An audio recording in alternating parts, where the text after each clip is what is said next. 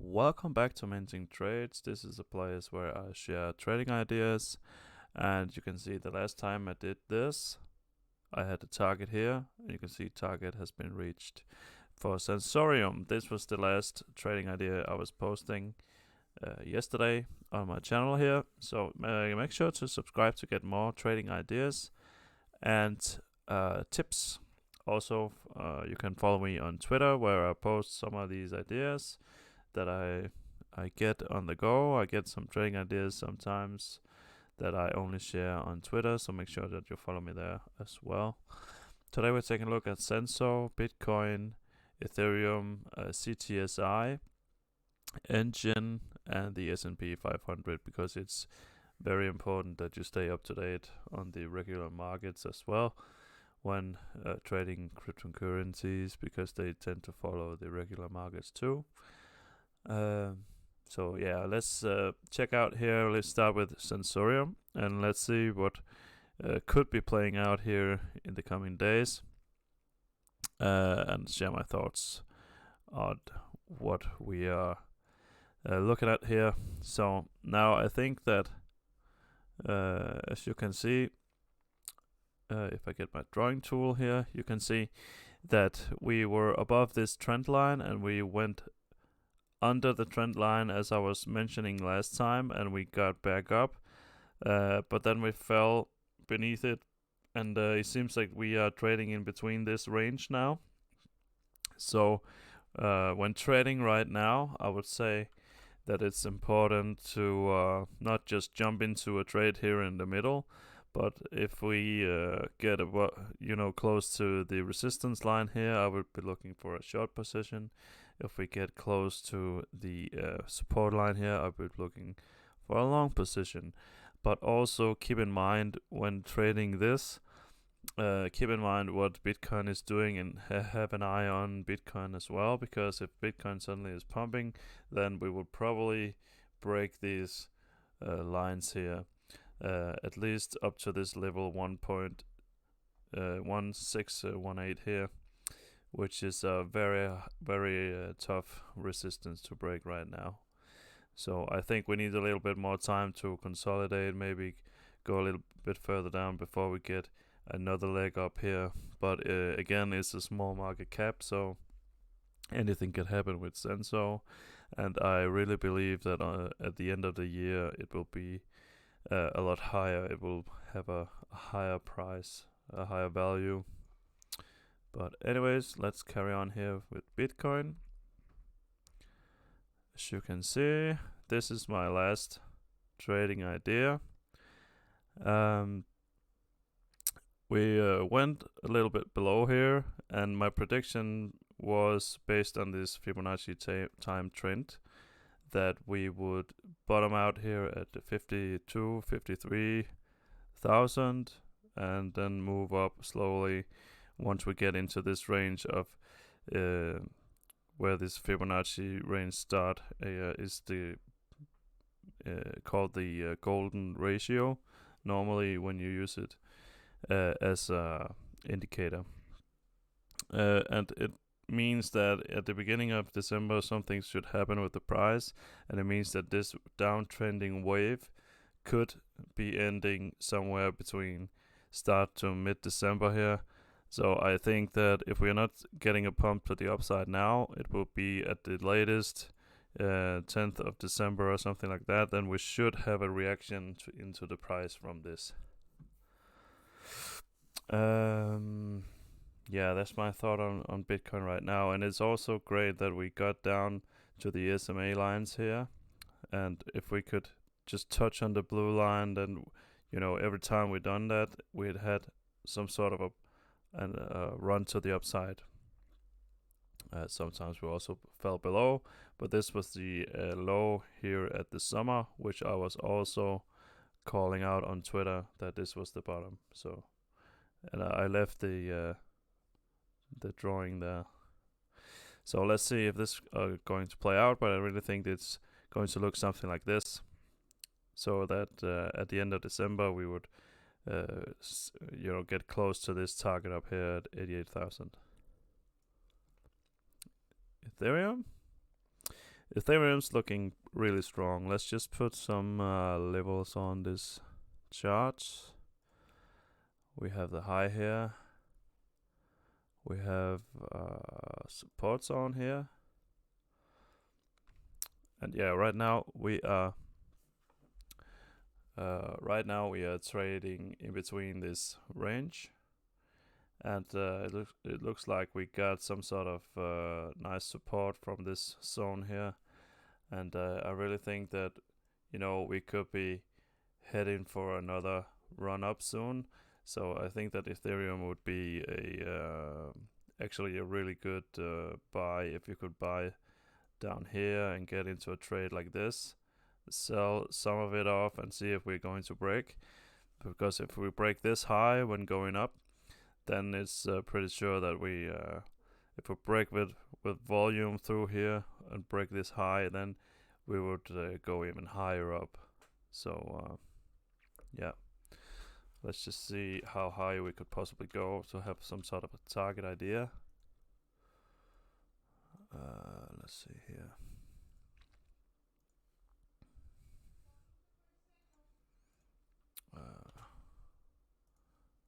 Like this. Then we see the next target is all the way up here, 6,200. So I would definitely say that take some profit out here, this zone, and then probably some profits here and also at the top. That's something I would do. 5,400. Yeah. So you got the targets now. You can see them at the side there. Okay. Cartesi. This is an earlier target that I had, not been reached, but the previous high has been reached here, as you can see, right there, to the dollar. Now, it's getting on the lower end, to be honest.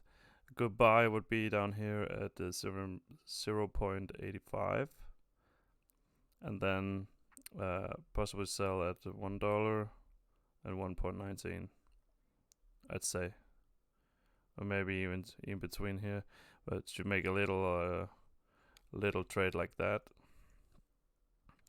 If we could go like this, and then sell off a little bit here and a little bit here. It's going to play out something like this, because it's going to pull down to the SMAs and then bounce off of that. And if we have enough power on here, then we could also break this line. Then we would see even higher moves to the upside. Of course, you could have slightly smaller pullbacks, but you generally want to see that it comes back up and it breaks the earlier or the previously high candle close here on the daily chart. I am often using the daily chart to do the charting, because it's more accurate than doing the 1 hourly and 4 hourly stuff. That's for really, really short time periods of trading. So let's put some levels on the. This is ENJIN, the gaming coin. Let's see, we have a high there. We got some resistance and support zones there, and you can look here at the where we have some support zones. I want to do it from the top to the bottom of the range. And there's also a high target here, and maybe we could just see if we don't have anything high. This is really close to the high here. Yeah, if we can, it's quite of the same story here, to be honest. If we can get up and break the previously high here, then and this gets confirmation as support. It got confirmation from this candle here for support, and also the next one was pulled back up. and we're waiting for the candle close. We have a candle close here in 5 hours and 37 minutes. If we can close above this line, it seems like we have found support above here, and then we could be trading in this range until we break either to the downside or to the upside. But that's up to the whole market to decide. So yeah, sometimes we just have to, watch the charts, what's happening, which line is getting broken before we do any trading. But I would say it's a pretty good. If we can stay above here, it's a pretty good bet with a buy right now for ENJIN. Would I buy? Would I sell? I would say possibly I would buy. I would see if this holds. If it pulls back, you can make sure that it will pull back to this zone 0.818. It will pull that down to here. This is also a very good buy if you can buy here, and if we can get back above, and then it will start moving. So yeah, at least into the rest of the year, I think a lot of people are really anxious about getting the last run up here. So let's see what happens. That's my thoughts on ENJIN. For the S&P 500, I think it's worth mentioning that it is pretty high right now. If you look at this chart, I mean, seriously, it's been going up since March, and I'm thinking how much can it keep going up, right? But as long as the government's just pouring in money here, printing your money and putting them into the market, then it will keep going up, right? But it could be looking like we're running some sort of out of some sort of steam here, and if we should get a pullback like this and this, you can see we could get a head and shoulders pattern going on the S&P 500. That means that we will go down like this, and maybe if we break down like this, we will go back to this low here. So that will mean a drop of